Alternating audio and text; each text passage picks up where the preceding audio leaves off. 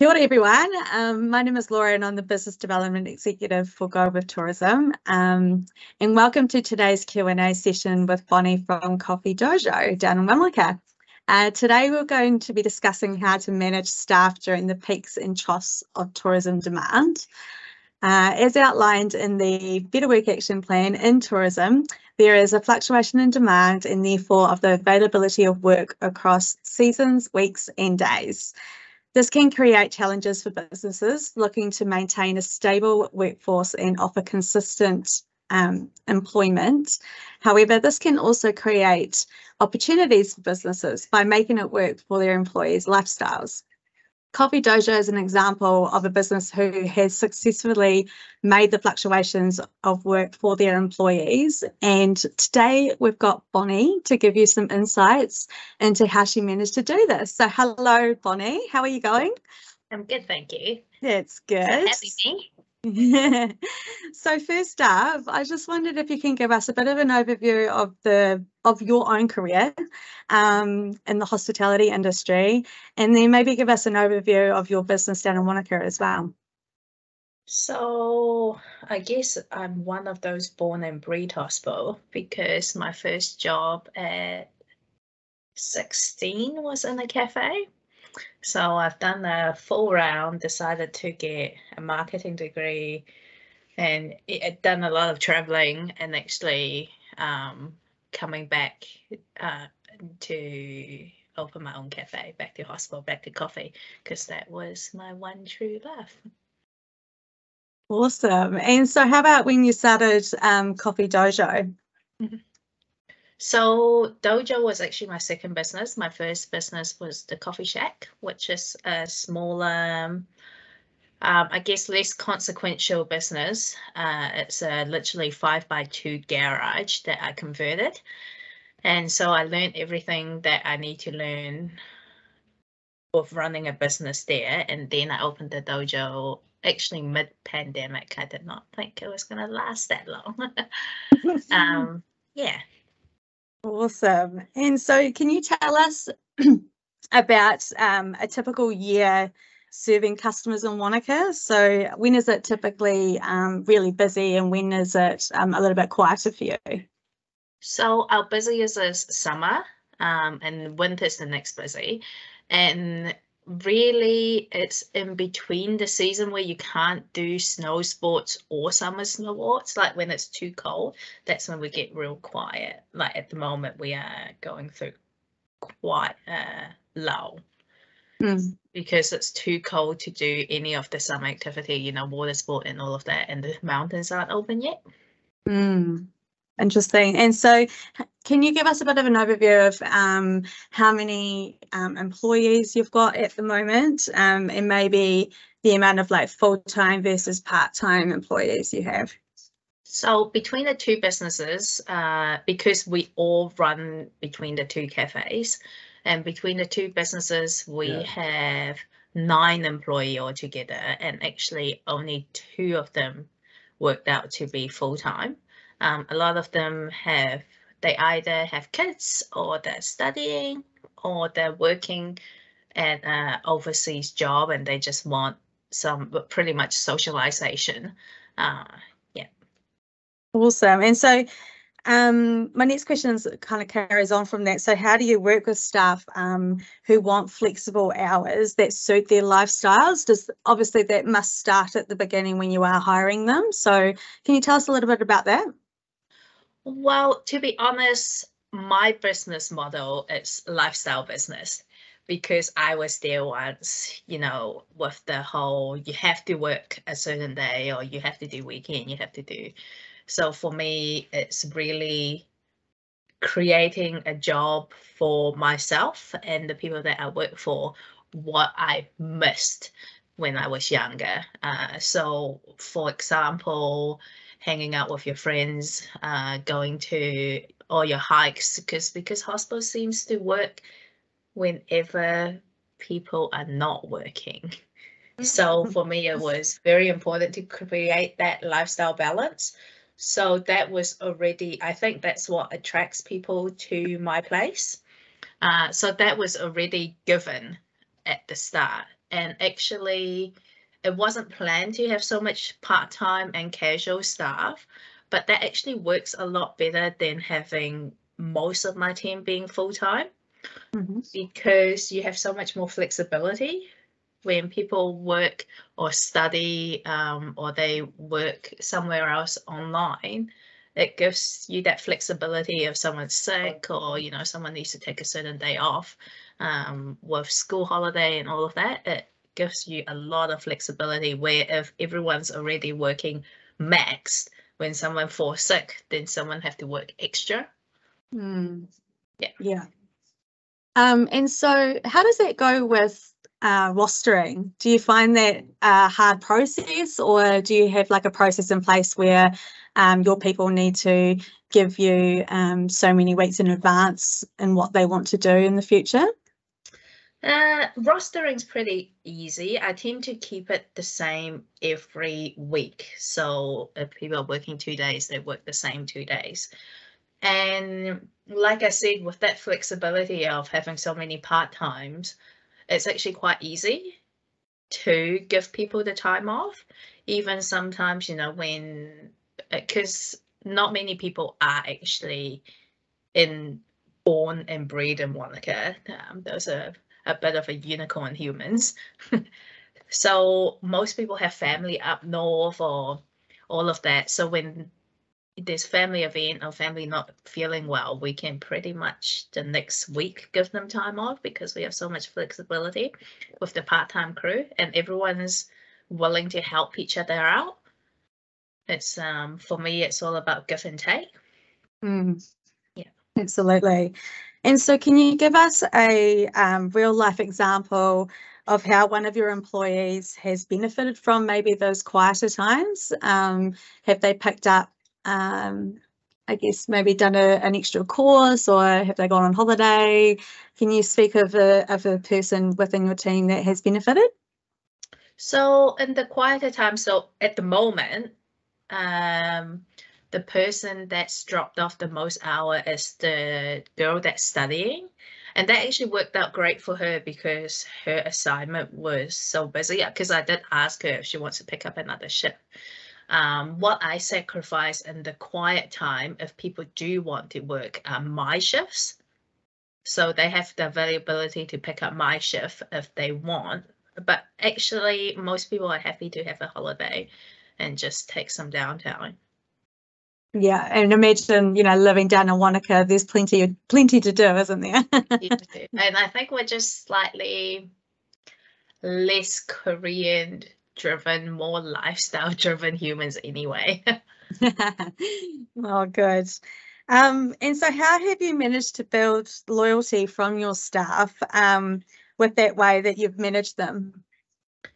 So I did briefly mention that my business is give and take. So I say that at the very start. I say to them, you know, this is like any relationship.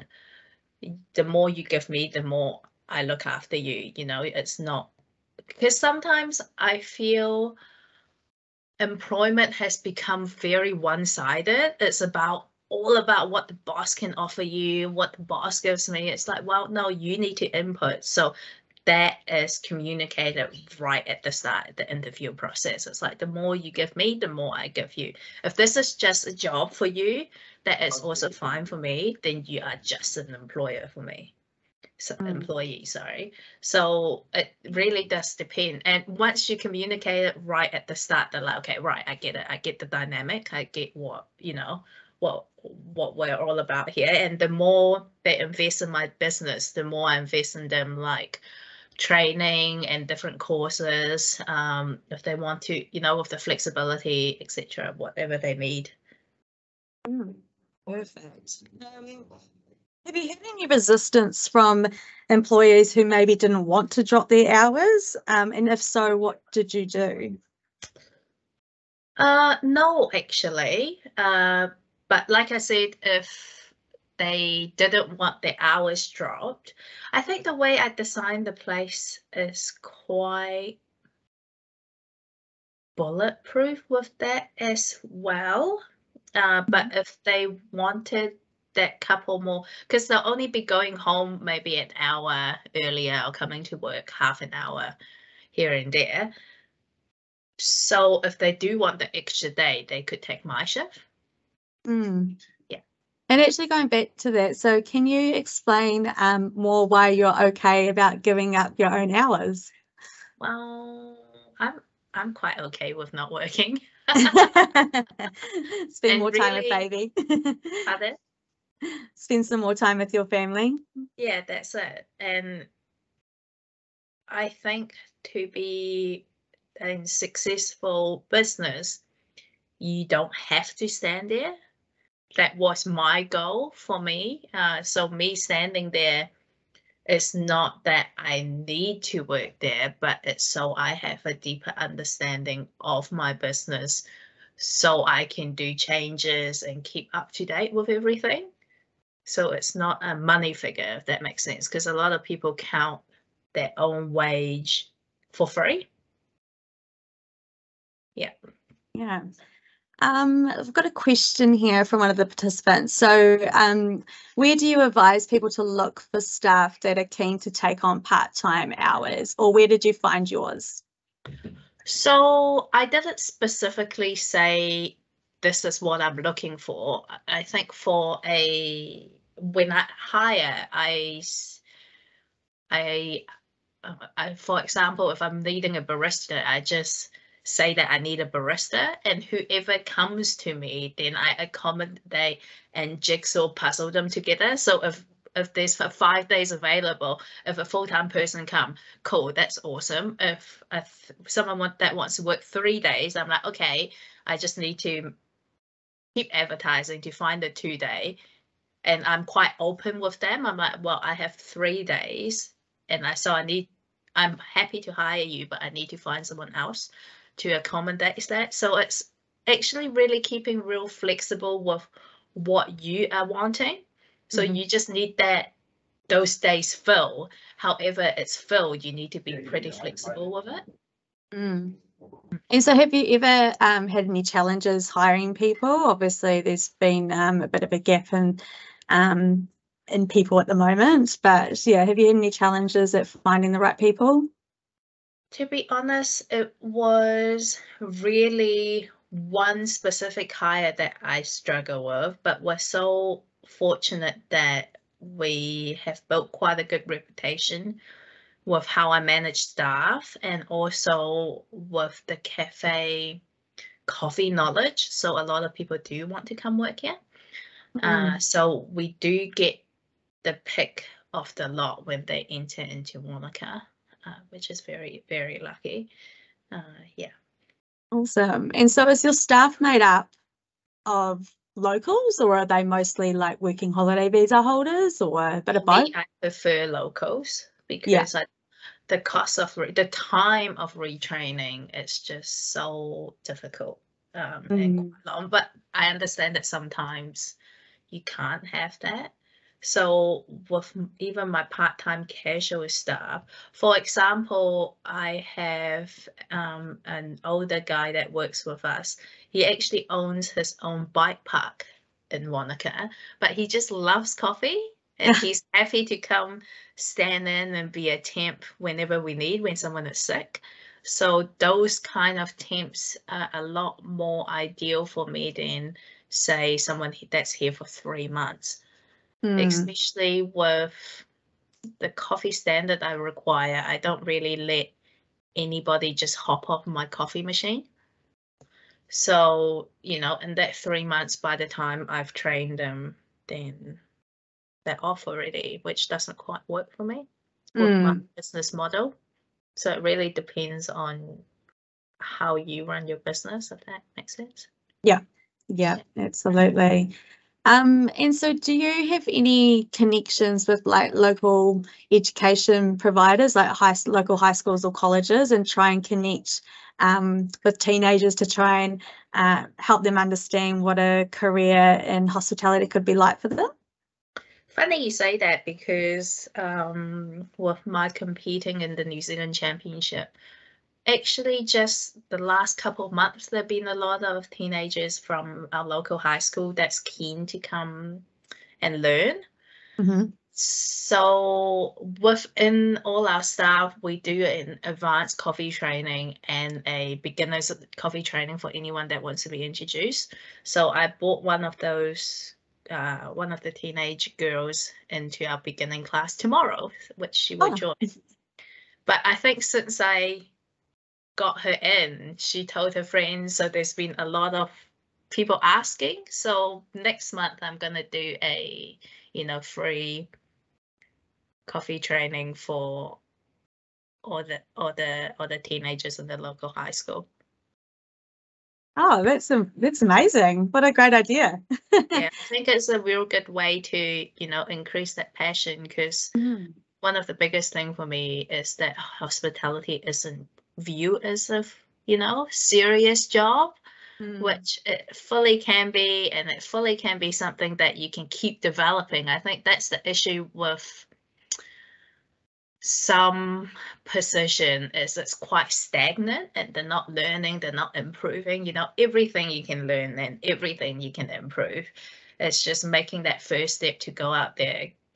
My coffee knowledge, I would say, is quite advanced, but if you look at the grand scheme of things, there's still so much for me to learn. Last month I went to Wellington to do some Q Essential training, which is quality grading. Anyway, coffee training. So there's always more courses, more things for you to learn. The more you learn, the more I can pass on to my staff. And, then they don't feel like they're coming Monday to Friday doing the same job, not improving, which is quite important with job satisfaction. Yeah, absolutely. Actually, do you want to tell me a little bit more, or tell the, I guess, the group a little bit more about the New Zealand Championships and what you're working towards? So the New Zealand Coffee Championship is probably one of the biggest competition in barista. So there's barista, which is the whole coffee craft, like your technique and the taste, and there's a latte art, which is just a picture on top, and then there's brewer's cup, which is a soft brew. And cup taster. Cup tasters is a pretty fast, quick event, which is pretty more on the fun side. But all of those 4 events is an international event. So it's kind of like a coffee Olympics. Whoever wins New Zealand or the country get together and you go into the World Championship, which was in Melbourne last year. It was super cool to go and watch.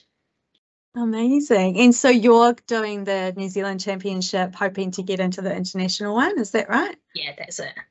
Awesome. Well, fingers crossed for you. It's a 5-year goal to win New Zealand. It's quite some people are real good at it and go in it 2-3 times, but yeah, and it's definitely a long-term goal. Awesome. Well done. And so you obviously work with the local students, but have you worked with any other types of locals? Like, I think when we spoke last, you told me about a mum that was coming back into the workforce. Is that someone else that you've worked with recently, and how did you sort of train them up to get back into the workforce? So I think that all comes with that flexibility. So there was a mum that came into the workforce. She's still working with me, actually, and the role has developed. So I'm not fixed with my position. It depends what people come in then. So essentially, these are the job that I need to do, instead of like, oh, you're a baker, you're a manager, you're a head. As long as all those positions are covered, all those jobs are covered. So the mum came in and she started off as a front of house, and then she actually showed quite an interest in baking, and so eventually now her job has developed to, she would bake for me. She's got the keys to the cafe, and then she'll just come in after an hour and bake for me whenever it suits her with her kids. So that's super flexible for her. So that kind of things need to happen if you're flexible, you need to be a flexible employer to not be like, okay, I need them to bake. They need to come in at a certain time. Of course, it needs to work with your business, but also you can't be so set with how you need things to be done, as long as the result gets there. Yeah, awesome. And you've obviously found out that that's your passion, and you know, she's doing that on a daily basis or every now and again. That's going to obviously help with her satisfaction, isn't it, in employment? Yeah. Cool. Okay, well, we'll open up the floor to any questions that the attendees might have. Feel free to pop it in the meeting chat, or you can turn on your mic and ask the question if anyone's got anything. Oh, I've got Helen. Hello, can you hear me? Yes. Awesome. Sorry, I have typed a couple of questions already, but I thought I would speak to this one because it might be a bit long-winded if I type it down. Bonnie, it was super interesting for me to hear that you prefer to hire Kiwis local because of the training aspect, and I totally understand and respect that. I feel like Kiwis have always had the stigma about hospitality and working in it. So I'm really interested to hear your perspective on, I don't know, have you found it difficult to hire Kiwis and retain them for a long time, given that they will have, I guess, fairly different hours throughout the year? Or is it the fact that you're being honest with them straight out the bat, that they're happy to come on board and they're happy to remain loyal to you, if that makes sense? Yeah, no, that totally makes sense. So I think the straight up right at the start does help. I can give you an example, and they're not all Kiwi specifically, but people that just live here long term. So there can be any nationality if that's what you're referring to as Kiwis. And also, that's quite a case-to-case base, but I would say the biggest thing for me, you know, running a business, it's like running any corporate. You have your, you know, you need to bring in different product for your retail shelf. You need content management. You need, you know, there's quite a vast amount that people can help you in. It's not just barista, front of house. You know, there's websites to do. So really, any people that comes into the business, then it depends what they're interested in. I always say, you know, I'm trying to make this to be a long-term sustainable job for you with pay and your interest. So whatever they're interested in, you know, some would do social media, take photos with me, and some would like run events, or some would, you know, the possibility is quite endless with what they want to do with the physical shop, because the cafe doesn't just need to be a cafe. Sometimes we would do training, we would do cupping session. You know, I've even know some cafe that does open mic nights. You know, like the restriction you have in your physical location is just what you put on it. Perfect. Great, thank you. Oh, you got some clapping hands from Helen. That's great. Anyone else? Anyone else have any questions?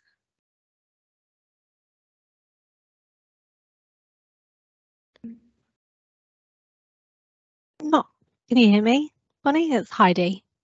Hi, Heidi. Hi. Not really a question, but just I wanted to say well done for the initiative of working with young people. I think there's always a bit of hesitancy to kind of engage with teenagers. There's a little bit of a fear, I guess, from some employers over what work ethics are going to be like and how difficult it's going to be to fit around study. But I think you showed that if you get one through the door, many more will follow. Friends and word of mouth tends to spread really well. So I just wanted to say a well done for that, and hopefully it serves you well in the future, brothers and sisters and cousins and next door neighbours and friends and sports team colleagues and stuff. So yeah, I think you're doing a great job. Well done. Yeah, absolutely. You'll have to keep us posted on how that goes. Actually, one of my best baristas, she started working with me when she was 15 through work experience. Now she's worked with me for 6 or 7 years, and now she's in Canada working at a different roastery. But I think it comes, Heidi, it comes with that open conversation right at the start. I would say the same. The more you put in, the more I give in. You know, just because you're in high school, just because you're a teenager, it doesn't mean I have a different set of expectation for you. You know, if you want to be an adult, you want an adult job, you need to work like an adult. I'm not going to be your mom and remind you of all of these things, because that's not, you know, you're going to be treated like everyone else. Right. Okay. Well, we'll wrap up there. Thank you so much, Bonnie, for taking the time to speak to us. If anyone does have any questions, feel free to email me on laura@gowithtourism.co.nz. I'll also send through the recording of the session to everyone. And yeah, well, I'll even perhaps include Bonnie's email as well if you do have any extra questions after the session. But yeah, thank you everyone for coming along, and we hope you enjoyed it.